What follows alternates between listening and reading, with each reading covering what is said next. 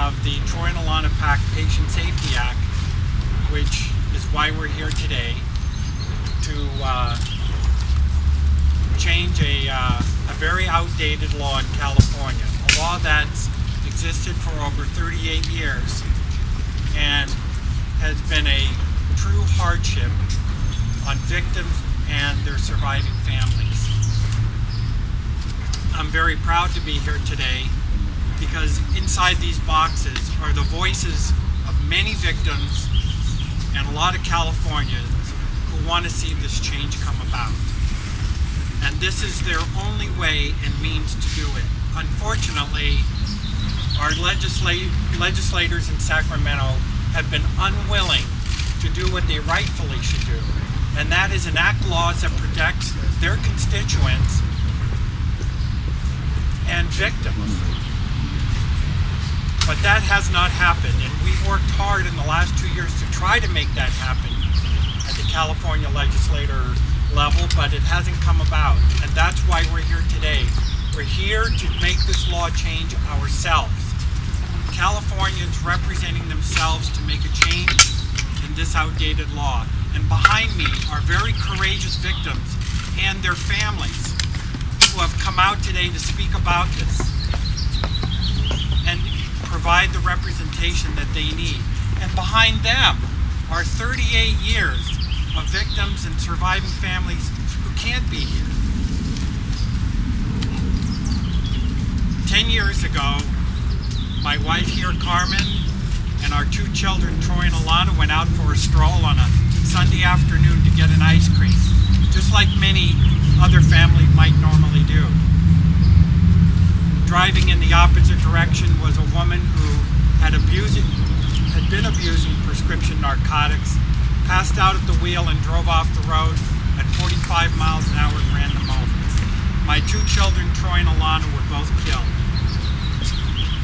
Carmen survived the accident, and I'm proud to say we went on to have our 7-year-old daughter, Noelle.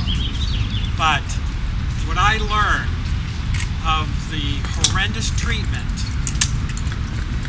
in trying to find accountability through the legal system was just terrifying. And what happened to me has happened to many people.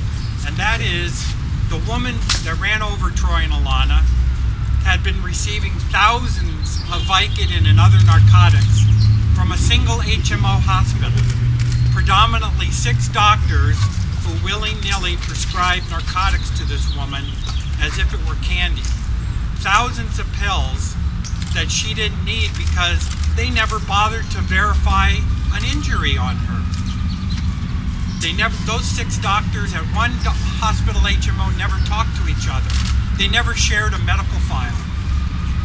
And when I learned that, I was appalled. So I went to the legal system and I was denied the access because of a law called MICRA, saying that in order to take those doctors in that hospital to court, the maximum you can get is $250,000. And so attorney after attorney after attorney after attorney turned me down on taking the case. I didn't even want the money. I wanted those doctors in that hospital to change their prescribing protocols so that this wouldn't happen to somebody else. And I fought for this for the last 9 years. I've authored numerous legislative laws having to do with prescription narcotics. And yet, that change still has not come about. And what I mean by that is, in 2009, I designed and architected a software platform for the California Attorney General Jerry Brown and the Department of Justice called the Electronic Cure System. And the Cure System tracks every narcotic prescription in California that's written. And then that data is accessible by any doctor or pharmacist instantly, just as if you Google a name, and you can see that patient's history. And yet the very hospital that prescribed all those narcotics to the woman who ran over and killed my children has fought me tooth and nail to make that system mandatory to use by doctors. Isn't that ironic?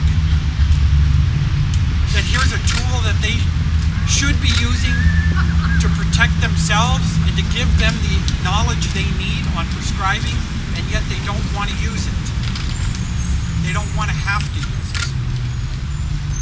In fact, I introduced with Senator DeSaulnier a bill this past year, Senate Bill 809, in order to help fund the cure system in a better manner and to make it mandatory. And yet those lobbyists that represent those hospital systems fought it and got it removed. And that's why it's in this ballot measure today. Mandatory requirement for doctors to check the cures database prior to prescribing dangerous narcotics. I don't even need to go into how big a problem narcotics is, prescription narcotics is today. Everyone knows it. It's huge.